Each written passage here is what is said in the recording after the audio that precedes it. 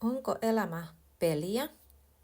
Onko meidän elämä jotain salatiedettä? Tarviiko täällä niin kuin pelata tai niin kuin kilpailla keskenään? Tästä haluan vähän syvemmin pohtia teidän kanssanne. Mä kuulen useasti erilaisissa hengellisissä opetuksissa ja seurakunnissa ja kaikkialla vähän semmoista, että elämä olisi jonkunlainen niin kuin peli. Ja että olisi olemassa vähän niin kuin joku kohtalo, joku sellainen ennalta määrätty asia, mille sä et nyt vaan mahda mitään. Vähän niin kuin jumalallinen käsikirjoitus sun elämällesi, jolle sä et nyt vaan mahda yhtään mitään. Ja mä nyt haluan kertoa, että ei pidä paikkaansa. Kaikelle on selitys. Ja mä haluan nyt esittää tämmöisiä vertauskuvia, että jos elämä on peliä ja kyseessä on oikeasti kaikista tärkein, eli sun elämä ja kuolema, koko sun menestys, kaikki on niinku pelissä, niin minkä takia tätä kyseistä peliä pidettäisiin jonain kohtalon tai jonain sellaisena asiana, mille sä et niinku mahtaisi mitään. Ihan kun se olisi suuremmissa käsissä tai jossain semmoisissa asioissa, mihin sä et pystyisi jotenkaan vaikuttaa. Mun mielestä se on ihan naurattava väite, koska muut pelit, esimerkiksi tämmöiset pallopelit, otetaan nyt vaikka jalkapallo tai jääkiekko tai mikä tahansa, vaikka pesäpallo, mikä on hyvin, hyvin suosittu. Sitä katsoo todella iso laaja porukka, on kiinnostunut siitä. Ja sitä peliä kuvataan. Sitä peliä seuraa riippuen lajista ja sen suosiosta, niin miljoonat silmäparit saattaa sitä yhtä peliä, yhtä sitä pallon liikuttelua katsoa. Siellä on myöskin paikalla useampi tuomari. Siellä usein pelikentällä niin on laitettu vielä niin, että siellä on täällä menee laitatuomari ja tuolla menee laitatuomari ja sitten on oikein se tuomari, joka oikein niin kuin itse liikkuu siellä jatkuvasti silmätarkkana, katsoo mitä siellä tapahtuu. Sitten sitä vielä kuvataan niin, että kun jotain piip, että nyt on jotain actionia, nyt jotain rikotaan, nyt tapahtuu jotain, niin sitä seuraa siis miljoonat silmäparit, monet tuomarit. Tuomarit alkaa siinä arvioitsemaan, näitkö sä, mitä sä näit. Sitten on vielä sitä still-kuvaa, otetaan hidastettuna siitä pelistä, että mitä siellä tapahtui, kuka teki, mitä teki. Ja sitten vasta niin kuin langetetaan jonkunlainen tuomarin päätös tilanteesta. Niin mitenkä?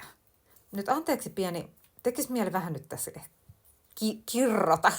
kiroilla, mutta epä viiti, mutta mä niin kuin ajattelen, että hei, nyt me ei pelata mitään pallopeliä, missä joku kampataan ja sitten nyt pallo ryöstettiin, vaan niin kuin puhutaan elämästä ja kuolemasta. Puhutaan tilanteesta, että joku raiskataan jossain. Puhutaan tilanteessa, missä joltain varastetaan kaikki. Puhutaan tilanteesta, missä vahingoitetaan toisen terveyttä.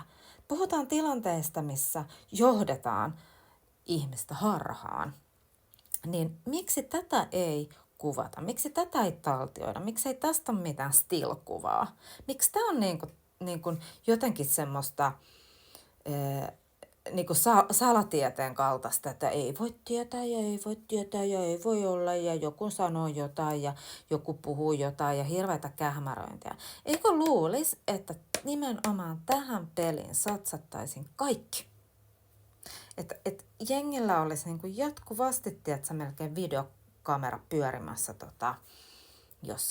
jossain tuolla joku otsapanta, mikä koko ajan kuvaisi niitä tilanteita ja, niin kuin, ja niitä arvioitaisiin ja sitä tarkkailisi ja sitä niin kuin katsoisi, niin eikö luulisi, että tässä missä niin kuin pelissä on kaikki, ihan kaikki, niin eikö tätä luulisi, että jotenkin arvioidaan ja kuvataan? Mä ymmärrän, että Raamatussa ne on vertauskuvia. Ne on tosi kauniisti siinä laitettu, että kaikki on kirjoitettu elämänkirjaan. Ja sillähän tarkoitetaan nimenomaan sitä, mitä sun silmät jatkuvasti kuvaa. Ne kuvaa tänne kelaa, tänne sun aivoihin, mihin kaikki on ihan oikeasti taltioitu. Ne on sinne taltioitu. Se informaatio on siellä. Mutta miten se saataisiin sieltä, ei subjektiivisesti, vaan objektiivisesti, vähän niin kuin sitä heijastettaisiin niin kuin elokuvaa jonnekin kankaalle, niin se ei meidänkaan niin kuin onnistu, meidän ihmisten kanssa. Koska se ei vaan niin kuin toimi niin valitettavasti. Mutta se on silti sinne niin kuin Raamattuun kirjoitettu silleen kauniisti, että se on sinne ihmiskuntahan on vähän niin kuin tällainen the fool, niin kuin tyhmä. Ja se ihmiskunnan niin kuin evoluution matkakin on sinne, että on lähetty ja sitten on tullut tätä sokeutta, että ei tiedetä, mihin pitäisi mennä. Ja sitten se kehitys on teknologiaa kehitetty, on niin kuin kaikenlaista asiaa kehitetty, jotta me päästäisiin joskus tuomitsemaan sillä lailla, että meillä olisi niin kuin oikeaa näkemistä. Nythän niin kun kaikissa tuomioistuimissa niin tämä rouva Justice on niin kun, hänen silmät on köytetty. Eli siis on hyvin hataraa näkemistä. Se on hyvin hatarien kyseenalaisten dokumenttien ja näkemysten ja silminnäkijöiden. Niin se on hyvin hapuilevaa. Sen takia tapahtuu oikeusmurhia. Sen takia tapahtuu tätä, että ihmiset on niin kuin kokee niin kuin vääryyttä ja kokee, että hei, että se tuomarointi, sehän on ihan mahdotonta.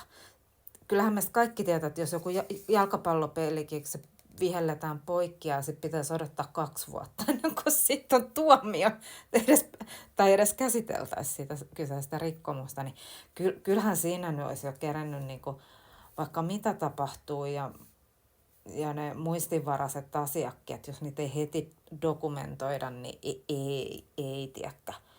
Ihan on hakuammuntaa se meno siinä. Mutta koska me vaaditaan niin kuin muutosta, niin sen takia niin kuin tekoäly ja sen takia se, että meitä valvotaan